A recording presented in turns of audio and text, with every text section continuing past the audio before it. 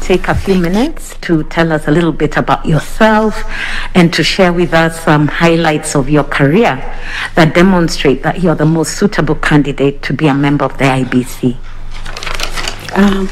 Thank you, Chair. My names are Irene Keino. A mother of 2 boys who are now adults. I am the CEO and co-founder of Ecoplan Management Limited. It's a physical planning and environmental consultancy firm that was started in 2005. I am a practicing physical planner and an environmental assessor with 27 years experience, a significant portion of that being in public service. Madam Chair, allow me to start my career at A levels. I went to the Highlands Girls School in Eldoret, which I successfully completed in 1984. I then proceeded to the University of Nairobi to undertake a bachelor's degree in Geography and Sociology, which I completed in 1989. I was lucky to receive a scholarship from the government to undertake a master's degree in Urban and Regional Planning at the University of Nairobi, which I completed in 1993. I successfully undertook a master's in business administration from the United States International University, that's USIU, and which I completed in 2011. I have been engaging in online schooling as well as workshops and also professional courses to ensure that I upskill myself. My professional career spans from serving in a board at the Kenya Anti-Corruption Commission, as well as a member of the Ethics and Anti-Corruption Commission. I've also served in public sector at the National Cereals and Produce Board, the Ministry of Lands, and Kenya Power and Lighting Company as a planner. I would like to emphasize the skills that I bring to this panel, as if you look at the boundary delimitation, it's provided within the law, and it's a mandate also for the Commission. As a geographer, I understand geographical features, what they are, what will determine in terms of creating a boundary. Also, as a sociologist, the issues of social and communal ties of a community are easy to me in terms of interpretation. For example, having a community that has similar communal ties, I think as a commissioner would ensure that we take care of not separating those kind of communities. Those kind of communities are, for example, the small ones, maybe the James or the Ogeps. So as we are doing the boundary exercise, those are some of the things we take back in our mind. Of course, as a member of the Commission, I would ensure that there is a policy. I'm not very sure if there's a policy on boundaries delimitation. I didn't see one, apart from the law, which precisely states the formula, the intervals, and the variation.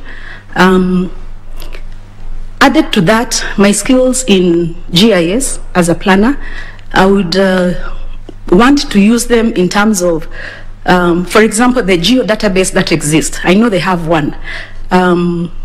Trying to ensure that we continuously update it, especially as we are going to the next review in June 2024. Using GIS, it's a software that creates maps, manipulates maps, and also provides a storage. I work for the county governments in terms of developing spatial plans. We create or establish GIS labs for the counties. So in this respect, trying to ensure that all the database, the shape files are well stored. I would recommend that they have a GIS lab. Going further in terms of GIS, drawing, if for example, IEBC is planning to conduct an election, the GIS can actually draw a map of the violence or hotspots. In that respect, you're able to plan. You're not able to waste resources.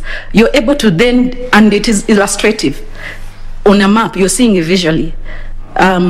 So you're able to actually deploy security and not waste too much money in terms of sending or even locating polling stations.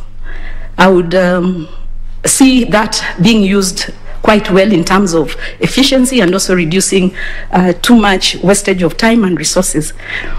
My career at Kenya Anti-Corruption Commission and the Ethics and Anti-Corruption Commission exposed me to the governance space where roles and responsibilities of members and secretariat and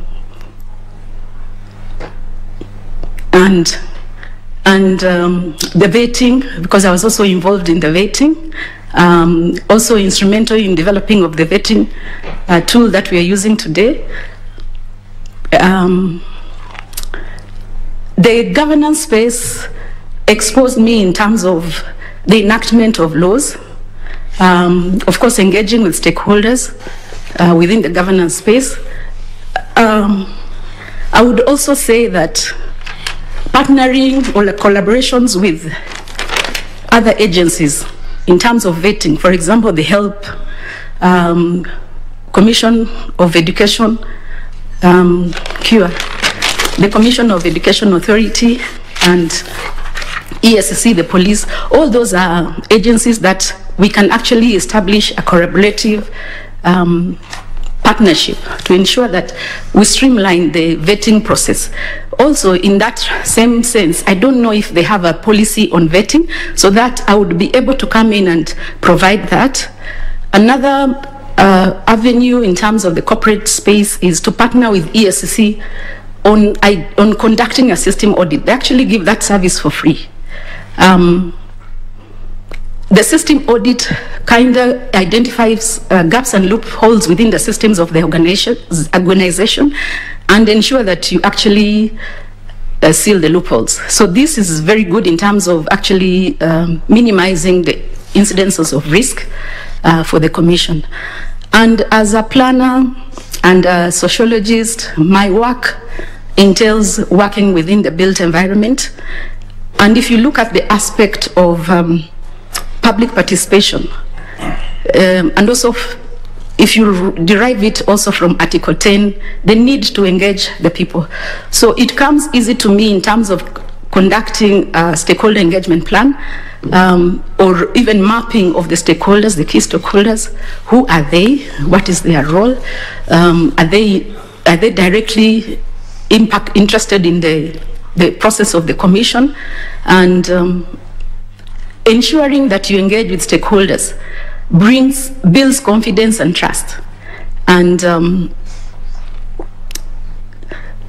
me, if you engage with the stakeholders, you're actually creating awareness. You're actually letting them know how the IEBC operates. Because sometimes when you don't talk, or when you do things behind the scene without being open in an open, transparent manner, people kind of feel that you're hiding something, and probably you're not really hiding anything.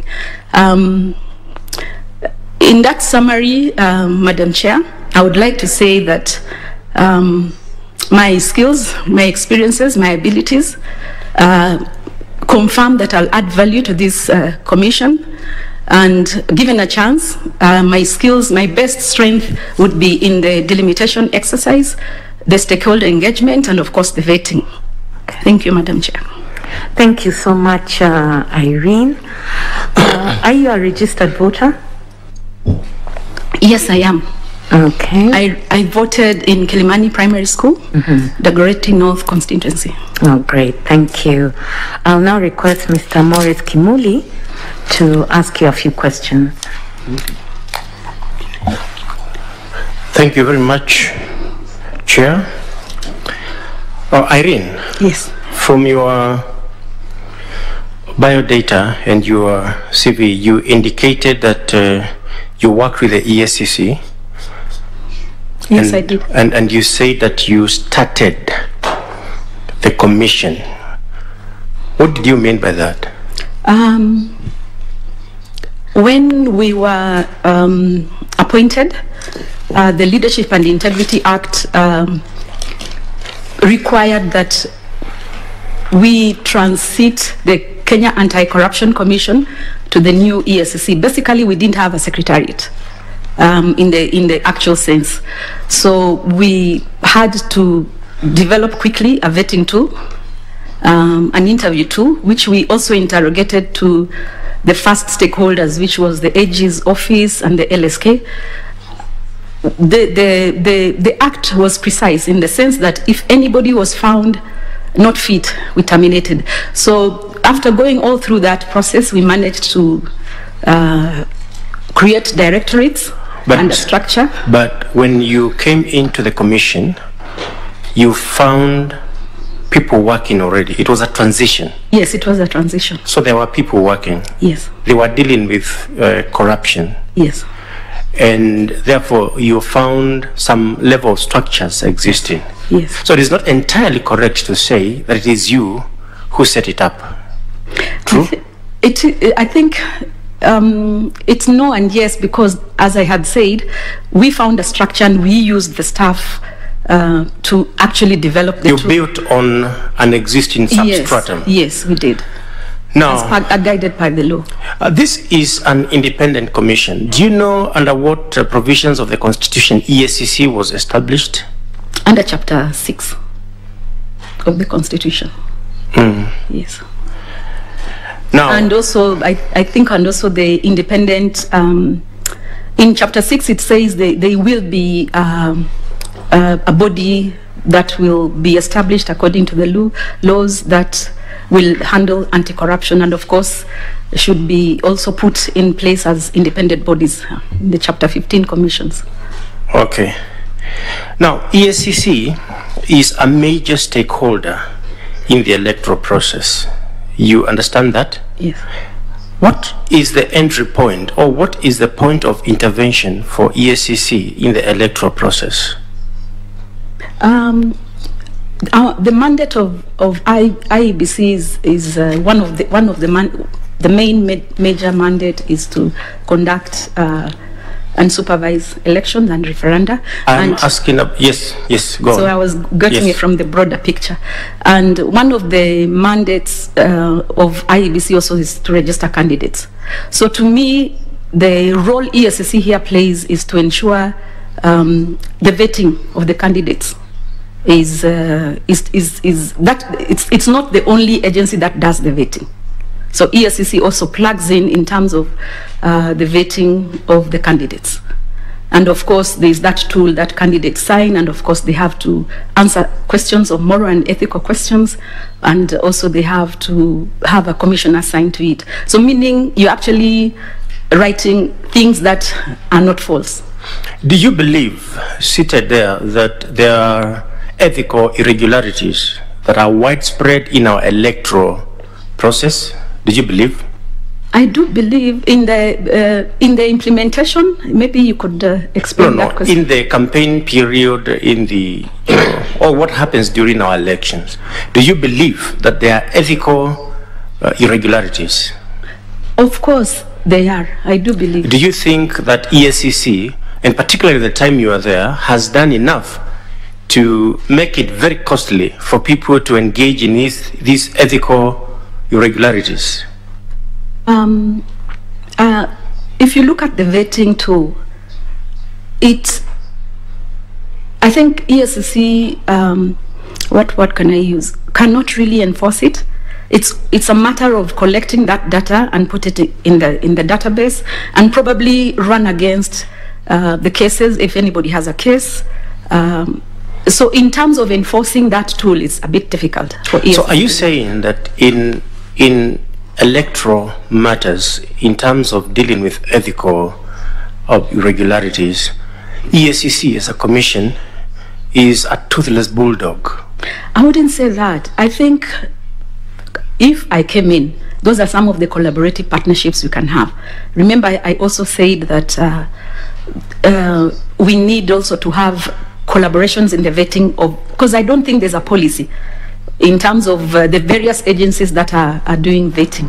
I have not even come to the Electoral Commission. I'm talking about the time you were a member of EACC, the Ethics and Anti-Corruption Commission. Yes. You were the vice chair. Yes. And at some point in time you acted as a chair. Yes. Now, did you originate any policy on these areas of collaboration to ensure that we do away with this vice that has been so prevalent and recurrent? Yes, because in terms of the policies that we set, even if you look at the education awareness, the creative of awareness, because we would actually have forums where we engage political aspirants, especially even the women. How are they finding it difficult to engage in politics?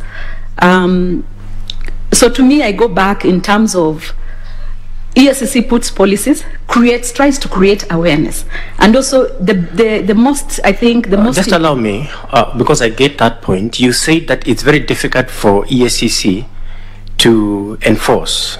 That's why I'm asking whether you did anything to make sure that EACC was not a toothless mongrel backing at a bulldog. No, I think I need to clarify this. It is only on the vetting tool. It's only on the vetting tool where the law was reformed to reduce some of those strengthening of that act.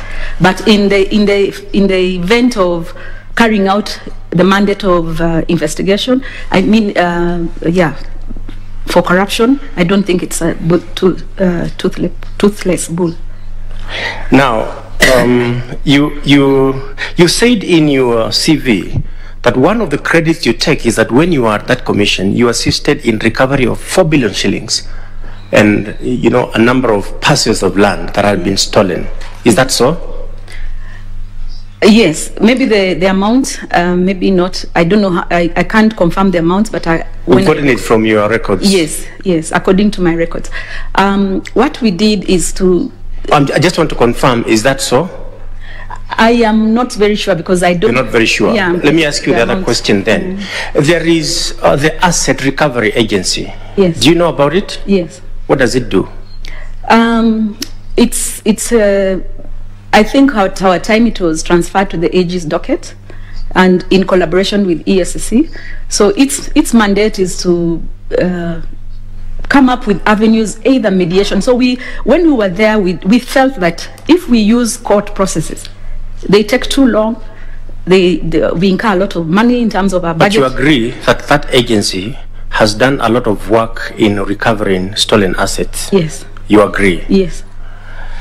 Now, quickly, so that we can finish, you know that under Article 83 of the Constitution, you can be barred from registering as a voter if you have been convicted of an offense in the preceding 5 years. Do you know that? As a voter or as a... As a voter. As a I'm quoting the Constitution. Are you aware? Repeat the question. You can be barred from registering as a voter if you have been convicted of an electoral offense within the preceding 5 years. Are you aware? No, I was not aware of that. Well, that is the Constitution. Yeah. And effectively then, you cannot run because for you to run, you must be registered as a voter. Yes. Now, I just want to ask you, you are a member of the EACC. How did you live?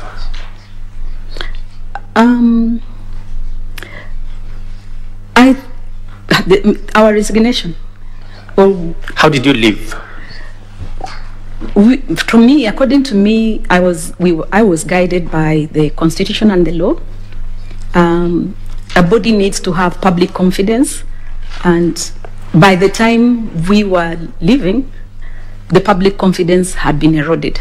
So I decided personally that since the public confidence had been eroded, I resigned.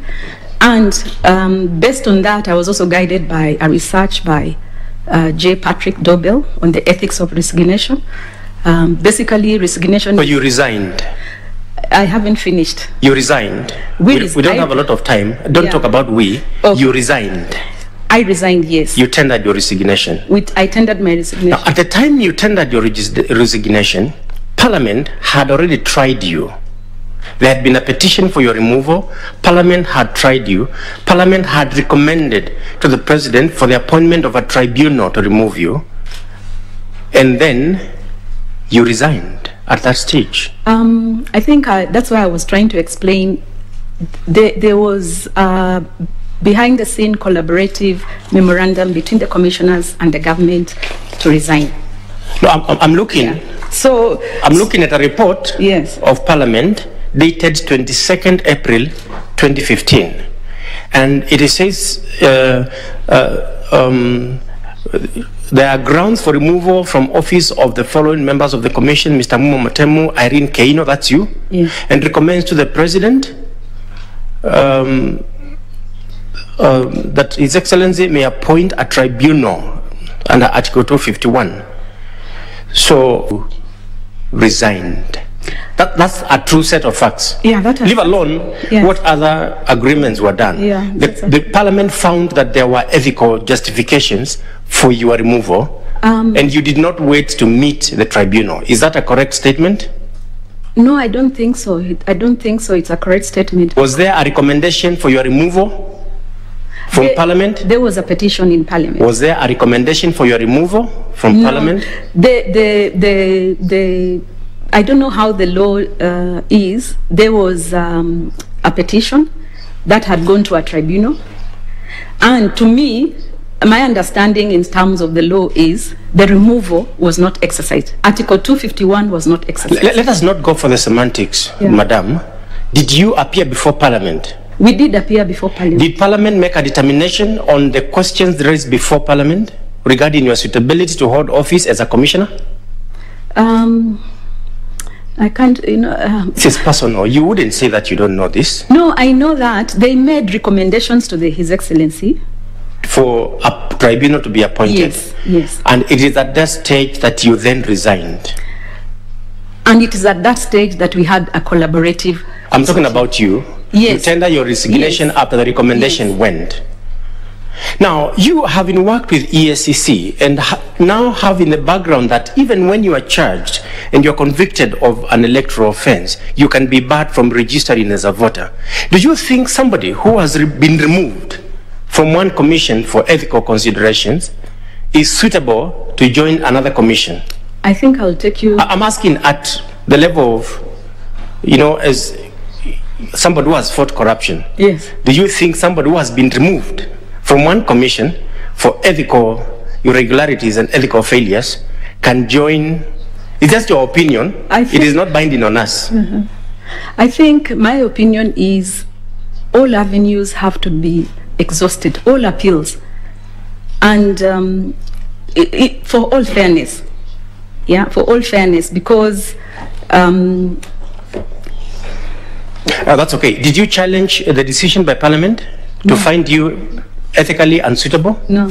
Okay, the last question is this. You filled your application, and paragraph 21 of the application form required you to indicate whether you have been dismissed or otherwise removed from any employment or any board, trusteeship, or any other engagement, and you are to say yes or no and provide details. You said no. You didn't think that a recommendation by Parliament for your removal is constructive dismissal from office? You didn't think it was?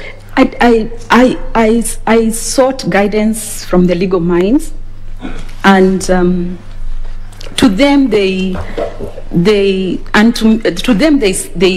advised that unless a removal had been done until the conclusion, then it does not tie into the removal. You're a lawyer, so you need to help. That's all right. Let me tell you, I'll not even revert to the law. Let me tell you what we do in my village. If you want to eat a chicken, and it is sick and it is kicking, it's about to die, we say, chinja kabla ijakufa. So that you cut the throat and you eat. And then you go to sleep saying, you know, I'm not like those ones who ate a dead one. I didn't eat a dead one, but I was just about to die. So sometimes as lawyers, we tell people, just resign before they sack you. So that at the practical level, you can say, I wasn't removed. Thank you very much, and all the best. Thank you very much, Madam Chair.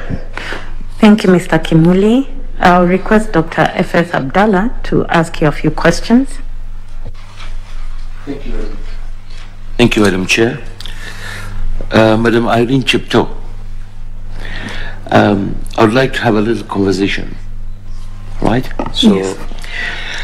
From your CV, it's quite impressive. You're an MBA in strategic management, of course, mediation, arbitrator, analytic problem-solving skills, a skilled operation manager, and so on. And of course, in the selecting panel of NCA. Madam, you pride yourself for establishing the ESC, which of course we heard it, and you worked as the acting chairman stroke vice chair person, I don't know whether it is for the whole term, during which the settlement of over 1,000 corruption cases was done and Kenya 4 billion was recovered. Please confirm to this panel if you were acting chairperson, vice chairperson for how long? Thank you, Dr. Abdallah. I was acting for 1 year before the chairman joined us after 1 year, and then for the remainder of the term, I was the vice chairperson. Okay, you know, it will be nice in future that you specify this, because in your CV you said acted chairman, acted, and your period is 2012, 2015. It can easily be interpreted as you acted as a chair for 4 years. Okay, no. All right? With your experience, please advise this panel as to the type of commissioners we should be looking for. As I'm sure you've been hearing, you've been reading on the various things which has, which of course point the fingers to IBC in their ways of procurement, especially the ballot papers and, you know, the election material. I'm not sure I'm getting your answer. Is it, is it the character of the commissioners? Yes, the current IEBC. What could you do, or what should we do as a panel here to identify a person qualified enough? The person qualified enough should be independent. Impartiality is very important in the whole management of elections. Of course, one who respects the rule of law, and of course, I would now go back to Chapter 6 to help me define the characteristics of a good person. That would be... that we know, Irene, thank you, that we know the Chapter 6 of what that person would be, because it's a written document. Okay. I want to pick on your... On my mind. Your experience. On my experience. Knowing the body IEBC is more or less volatile like ESC in terms of the high public interest from the public and the political class. So it should be somebody who is resilient, somebody who is able to make quick judgment, somebody who is able to give leadership, somebody who is a team player, and of course, what I was trying to say is not take the other commissions as lower than, we are all equal.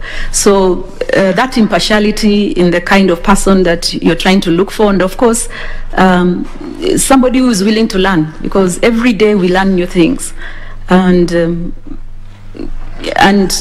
knowing the commission secretariat relationship, somebody who understands the role, the corporate governance structure,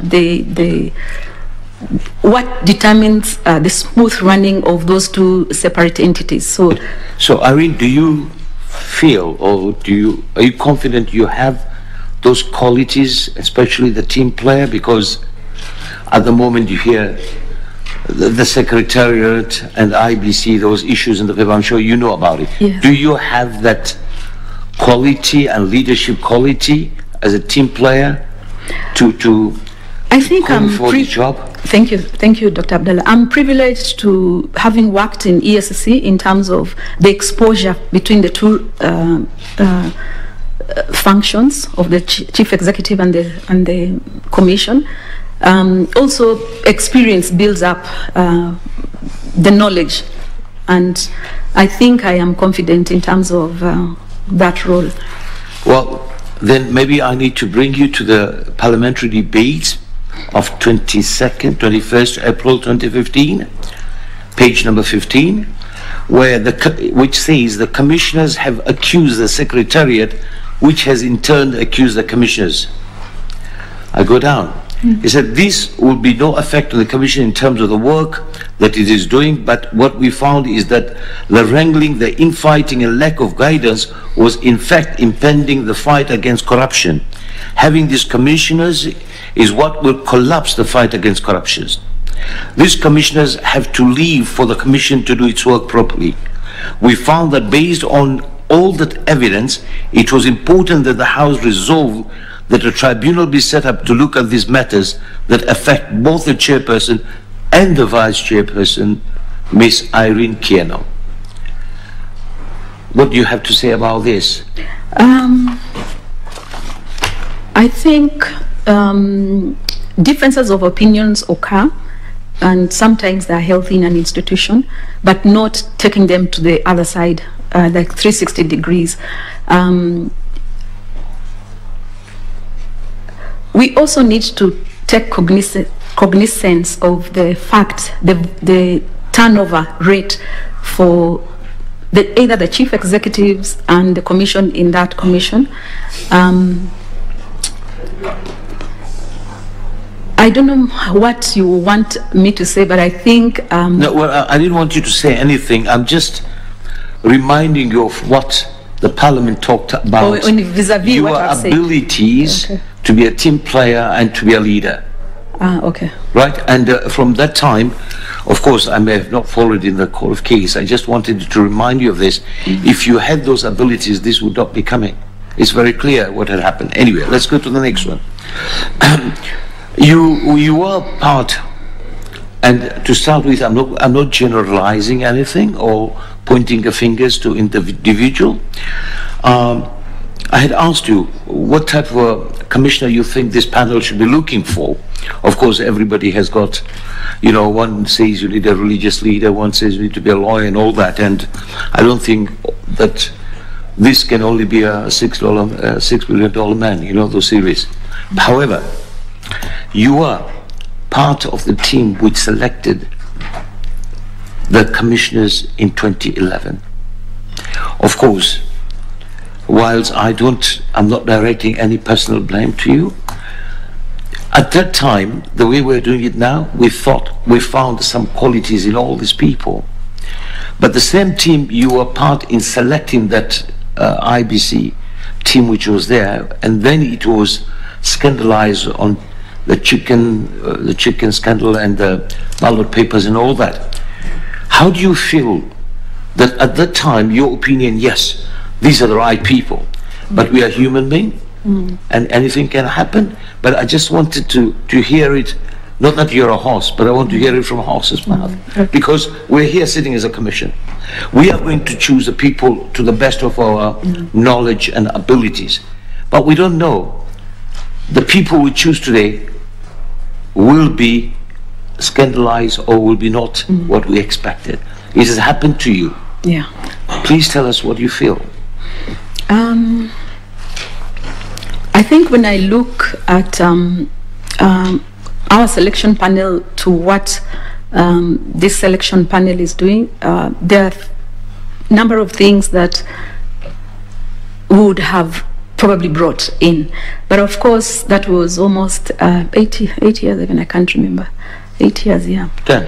Yeah, so in terms of, we were coming from the platform of an institution that had very low perception as we were trying to recruit them. So we felt that bringing in transparency in terms of the whole interviewing process, in terms of having it in public, in terms of requesting public participation, we thought that will help in terms of weeding out people who are not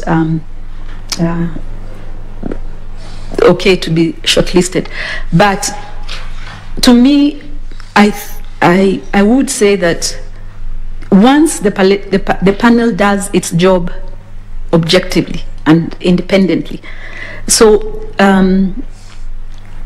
what then happens at the commission is not that it's not tied to you, it's tied to you in a way. But what I'm trying to say is the people coming into the commission need to also follow some, like for example, the code of conduct, abide by it. So both of us might feel bad because if the team goes in and does something, you will feel bad. But that is life, and you take it positively. At least you did your part in terms of selecting a team that was competent. Thank you, Irene. I hear that. My last one. In your career profile, you stated you offered services to IFC and the World Bank Group for Waste to Energy W+E project through KenGen for Nairobi County. Please enlighten us, our educators, where is this project situated? And what does it do? I'm seeing a lot of heaps of garbage lying around, and they're not converting it. And I just happened to meet Gerard Badi. Maybe he would like to know where this project is. We are, thank you, Dr. Abdallah. We are at the initial stage of carrying out an environmental social due diligence on 6 sites in Nairobi. Nairobi County didn't have the capacity to take on the loan, so they transferred it to KenGen in that respect.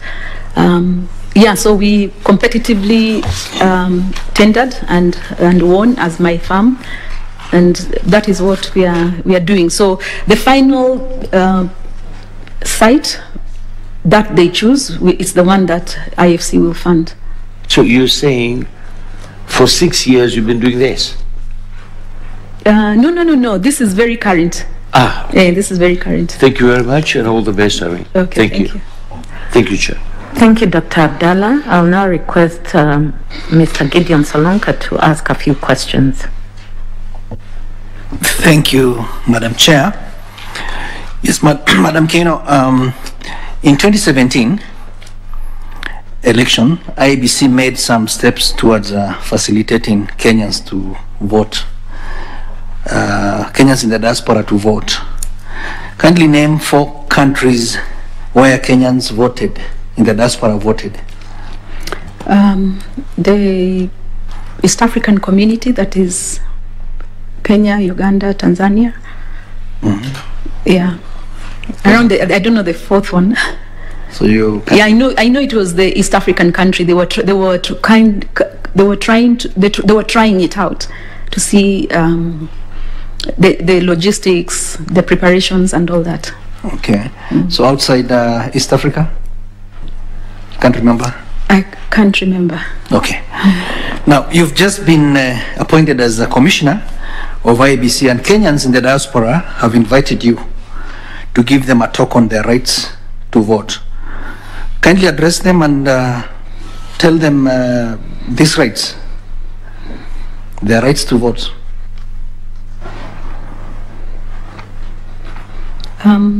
Like a speech or something. Yeah. Okay.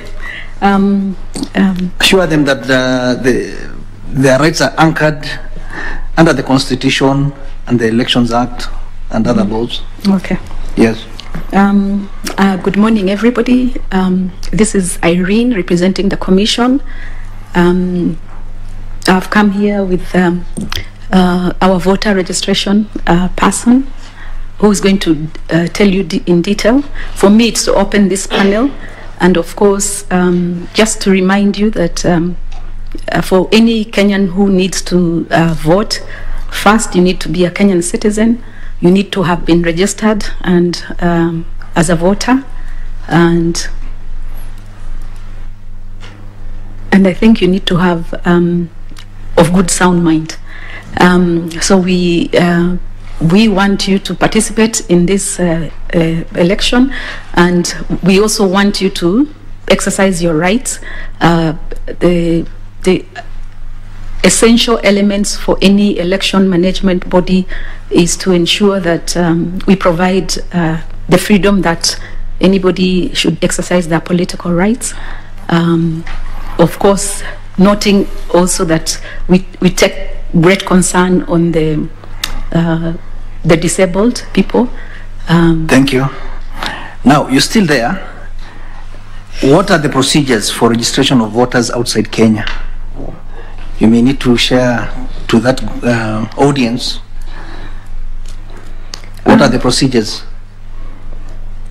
I'm not so sure, but I would say the same procedures are the same that are in Kenya.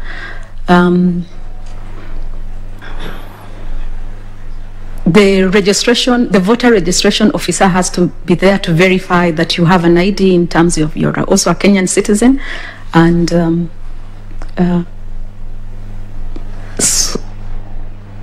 of course at the point of registering, they have to verify that that ID is there is no duplication within the system, and if that is all okay, then you are allowed to vote and you're given a complimentary slip.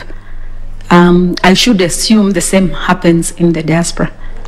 So, like, where will they go for that exercise? There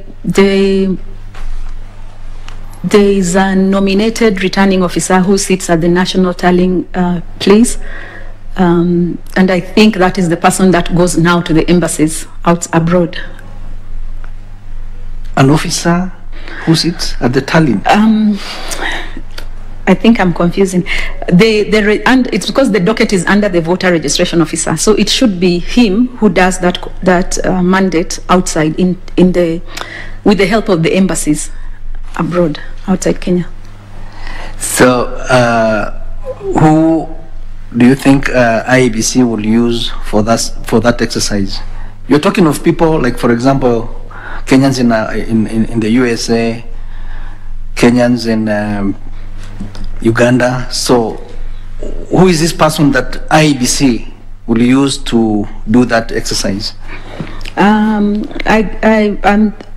I think, if I recollect, it's the IBC appoints the secretary in each of those missions, of course trained, and that is the person also who has the mandate to register the voters.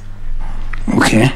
And what are some of the challenges faced by Kenyans in the diaspora on voting outside Kenya? I would think probably, I'm not so very sure if IEBC, in terms of communicate the right information in terms of reaching out to them and also sensitizing them.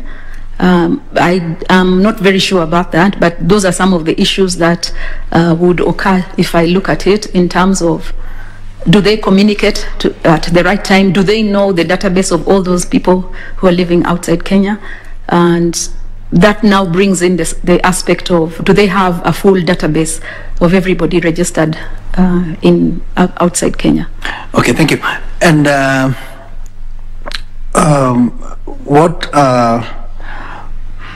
which elections will a Kenyan in the diaspora participate? Only in the presidential election. Only the presidential election? Yes. There's no other election? The vote is to the president. No other election? No.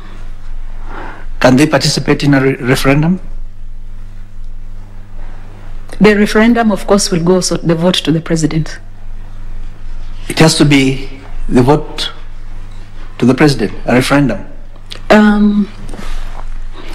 It also depends what is the referendum about. Is it about the term of the president? Is it about... So supposing it is not on any issue to do with the presidential term? I wouldn't know. You wouldn't know? Yeah. Okay.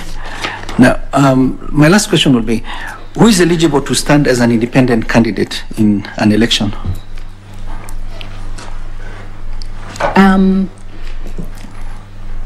Somebody who meets the education requirements and meets also the Chapter 6 moral and ethical issues. Somebody who's registered as a voter, and of course somebody who's represented as nominated by, no, not as an independent, not nominated by any party. And of course, if it is an MP, has to have 1,000 votes, registered voters in his support. Or if it is a Senate, it's 2,000. And if it's an MCA, it's 500 votes. So, supposing somebody is a registered member of a political party and resigns from that party, how long will he stand as an independent candidate? I'm not aware of that. You're not aware? Thank you. Thank you. And I wish you all the best. Asante. Thank you, Mr. Solomka. I'll now request Madam Elizabeth Mayo to ask her questions. Okay, thank you, Chair. Thank you, Irene. Irene, I want to refer to the parliamentary debates dated 22nd April 2015, page 17. You don't have the document, page 17, paragraph 3. The main issue raised is, I want to read verbatim, the biggest problem ruining this country is corruption. Even the insecurity that we have root in corruption.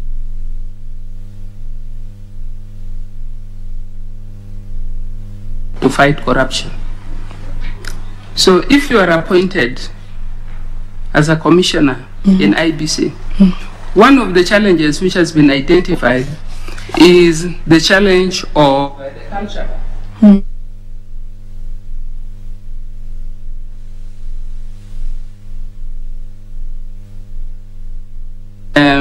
You've worked with EACC, you know how corruption works in this country.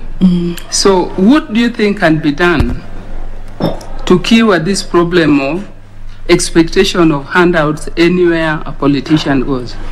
Thank you, Ms. Mayo.